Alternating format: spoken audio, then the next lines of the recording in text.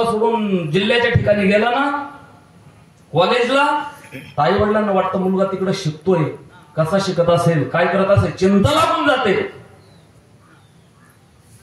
पण एवढा मोठा पोटचा गोळा समाजासाठी देणं सोपी गोष्ट नाहीये. आपल्याला फक्त वाटतं समाज हितासाठी आणि धर्माच्या रक्षणासाठी साधू जन्माला यावे. किती लोकांची इच्छा आहे आपल्या मुलांना साधू व्हावं? हा आई, तुमची इच्छा आहे तुमच्या मुलांना साधू व्हावं? वाटतं कोणी आहे तयार आज साधू बनवायला? कोणला नाही महाराज. गेली 60 वर्ष परमार्थ करत असताना ज्यांनी आपलं जीवन समाज हितासाठी, माया नावाच्या घाटाचं उल्लंघन, भाऊ असेल, आई असतील, चुलते काके असतील, सर्वस्वाचा त्याग समाज हितासाठी. अशा संतांचं चरित्र आमच्या सारख्यांनी काय वर्णन करायचं? उमेश महाराजांनी सुंदर सांगितलं मगाशी, नानांचा अधिकार सामान्य नाहीये आणि तो मी मुळात वर्णन करू शकत नाही माझ्या उत्तरीवाणीमधून. तुम्ही म्हणाल तुम्ही साधू आहे आणि साधू असून तुम्ही एका संतांचं वर्णन करू शकत नाही. शब्द अपुरे पडतात नानांच्या बाबतीमध्ये, शब्द अपुरे पडतात. कारण गेल्या 3 वर्षापूर्वी मला ब्रेन ट्यूमर झाला, मेंदूचा कॅन्सर. मी वाचूच शकत नव्हतो. नवे निरपूरला माझं कीर्तन होतं. मी आलो दुपारच्या वेळेला, मी कुठूनही फिरून आलो तर नानांच्या भेटीला येतो. आल्यानंतर गाडी उभी केली, गाडी चालवणं अशक्य होतं, चालणं, शरीर एकदम हडकुळं झालेलं. आतमध्ये आलो, नानांचं दर्शन घेतलं. नाना म्हणे, महाराज हे काय तुमचं? मला डोळ्यांनी चांगलं दिसत नव्हतं अण्णा, भुरके पडले होते डोळे माझे. म्हटलं नाना असा असा प्रॉब्लेम झाला, आता आपली संगत थोड्या दिवसाची. काय बोलतो म्हणे तू? नाना नाही जगू शकत आता मी जास्त दिवस, काहीच होणार नाही म्हणे. हा नानाचा शब्द आहे आणि कपिलेश्वराचे आशीर्वाद आहे. त्याच्यानंतर मी 24 दिवस कोमात राहिलो. 25व्या दिवशी पंडित बाबा डॉक्टरांनी डिक्लेअर केलं, तुमचं पेशंट गेलं, घेऊन जा आणि समाधी लावा. 26व्या दिवशी सकाळी 6ला रामपहारामध्ये पुन्हा चेतन अवस्था निर्माण झाली. हे आशीर्वाद या महात्म्यांचे. काश्मीर पासून ते कन्याकुमारी पर्यंत फिरलो आणि गोवर्धन मठापासून तर शारदा मठापर्यंत फिरलो. असे महात्मे, निस्वार्थी जीवन दिसलं नाही महाराज. गंज बागव्या कपड्यावर वड्या असतील, हातभर दाढ्या असतील आणि जाटा धरायला 5-50 लोक असतील, तरीही ही विरागी अवस्था माझ्या जीवनात मला दिसली नाही. तुम्हाला वाटत असेल भगवे कपडे घातले म्हणजे साधू? अरे ज्याचा अंतःकरणात दयाळू नाहीये त्याला काय साधू म्हणता तुम्ही? ज्याच्या अंतःकरणात समाजाबद्दल आस्था नाहीये, प्रेम नाहीये, त्याला काय साधू तुम्ही म्हणाल? अरे ज्या महात्म्यांनी रामतीर रातीर नावाच्या गावामध्ये जन्म घेतला आणि त्या गावाचा त्याग केला. त्याग करणं सोपी गोष्ट नाहीये अण्णा. काय ही विरागी अवस्था प्राप्त करणं सोपी गोष्ट नाहीये. मी फक्त 2च मिनिटात सांगेल आणि माझं शब्द या ठिकाणी मी थांबवेल. कोण नाना? कोण नानांचा परिवार? नाना एका साधू समाजात जन्माला आलेली व्यक्तिमत्व आहे. कोणता साधू समाज? साधूंची प्रक्रिया काय? ही साधूंची प्रक्रिया कुठून आली तर 2600 वर्षापूर्वी कालाडी नावाच्या गावात अलमाई नदीच्या किनारी द्रविड नावाच्या प्रांतात ज्या महात्म्यांचा जन्म शिवगुरु आणि विशिष्टा देवी यांच्या कुटुंबात झाला, त्या महात्म्यांचं नाव आद्य जगद्गुरु शंकराचार्य. शंकराचार्य महाराजांनी जगामध्ये बघितलं, समाज बोकाळलेला होता, परमार्थ पथावर आलेला नव्हता, अध्यात्म संपत चाललं होतं, धर्मावर मोठे संकट येत होते, यवन सत्तेचा सुळसुळाट चालला होता. या यवन सत्तेला काबीज कसं करावं म्हणून मोकार भीक मागण्यात फिरणाऱ्या साधूंना थांबवलं रामचंद्र महाराज आणि त्यांना आज्ञा केली की अरे हो, आज जर आपण सावध झालो नाही, आपण जर आपल्या समाजासाठी जर आपण उभं राहिलो नाही, तर आज जी मठ मंदिर आहे, जी आपल्या धर्माची, सनातन हिंदू धर्माची जी संपत्ती आहे, ती विनाश पावेल. आणि ती जर विनाश पावली ना, तर आपल्याला आपल्या उघड्या डोळ्यांनी आपल्या आया बहिणींची आबरू लुटताना आपल्याला बघावं लागेल.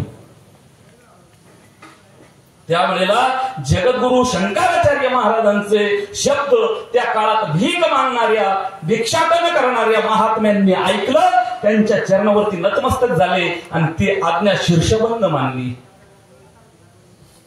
आणि शीर्षबंद मानल्यानंतर त्याच्यात वयोवृद्ध साधू होते, ते ज्ञानी होते. त्यांनी विचारलं, महाराज आपण काय केलं पाहिजे? तेव्हा त्यांनी सांगितलं, समाज जर घडवायचा असेल तर एका हातामध्ये शास्त्र ठेवा आणि समाजाला जर या अधर्मी लोकांपासून वाचवायचं असेल तर एका हातामध्ये शस्त्र ठेवा. आपल्या देशाचं रक्षण करा. त्यावेळेला मिलिटरी नव्हती देश रक्षणासाठी, त्यावेळेला साधू त्या ठिकाणी रक्षण करायचे. पण ते साधू रक्षण करू लागले, पण नवीन कोणी साधू तयारच होईना. मग आता करायचं काय? तर त्याच्यामध्ये वयोवृद्ध लोकांकडे देशाची जबाबदारी दिली आणि तरुण मुलांची लग्न केली. आणि त्या तरुण मुलांकडे एकच जबाबदारी, तुमच्यापासून मुलगा जन्माला आला तर तो आमच्याकडे आणून द्या, म्हणजे देशाच्या रक्षणासाठी तरुण व्यक्ती कामात येईल. शंकराचार्यांनी दोन वर्ग पाडले साधू समाजामध्ये. एक आहे विरागी अवस्थेतील नागा संन्यासी आणि दुसरा आहे अवधूत समाजातील गोसावी. या दोन परंपरा पडल्या. आणि ती परंपरा, त्या परंपरेमध्ये मोहन महाराजांच्या कुटुंबामध्ये रातीर या गावात या महात्म्यांचा जन्म झाला. नाहीतर आम्हाला काय हो, 20 गाव 30 गाव बसायला 40 गाव, इथं 5 दिवस थांबायला वेळ आहे का आम्हाला? वेळच नाही. नानांना माहित आहे, पण नानांसाठी मी नानांना त्याच वेळेला शब्द दिला, नाना अर्ध्या रात्री विश्वानंदगिरीला फोन करा, तुमच्यासाठी केव्हाही विश्वानंदगिरी हजर असेल. मला नानांचं एक कौतुक वाटतं, अहो कोणाचे मुलं आणि कोणाचा परिवार, अहो 17 कुळात जन्माला आलेले, एका कुटुंबात आणि एका आईच्या पोटी जन्माला येतात.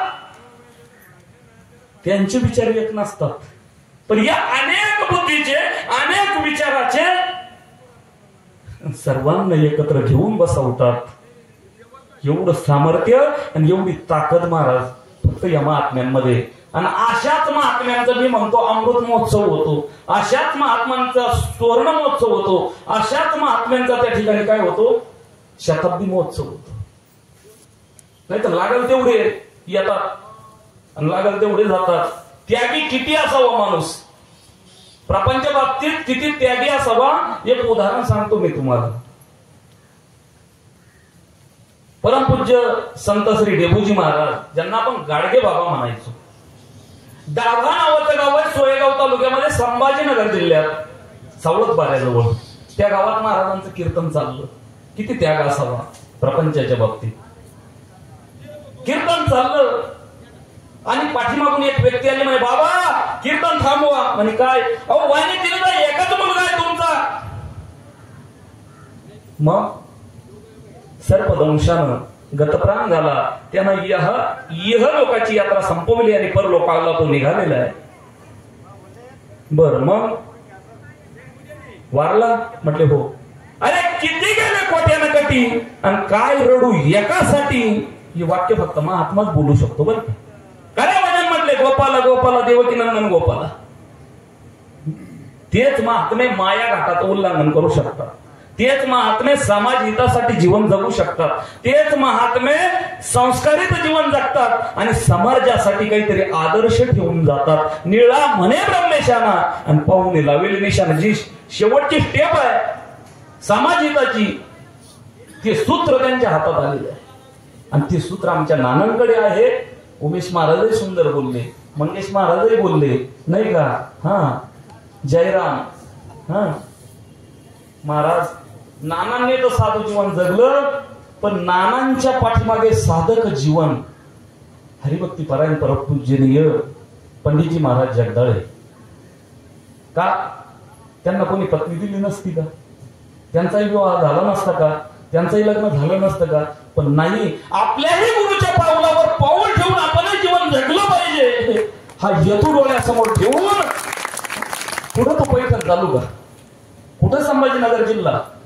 कुठं आपण इकडे गुजरातच्या बॉर्डरवरती कोपऱ्यात डांगडोंगरामध्ये, तरीही ते येतात. याला आस्था असते, गुरुप्रती श्रद्धा असते, गुरुप्रती प्रेम असतं. म्हणून पंडितजी महाराजही आणि आपण सर्व या ठिकाणी जमलात. नानांच्या वतीनं सर्वांचं या ठिकाणी अभिनंदन. झालेली सेवा सद्गुरू नारायणगिरजी महाराजांच्या चरणी, नानांच्या चरणी सेवेला पूर्ण विराम देतो आणि या ठिकाणी थांबतो. पुंडलिकावर हरी विठ्ठल श्री ज्ञानदेव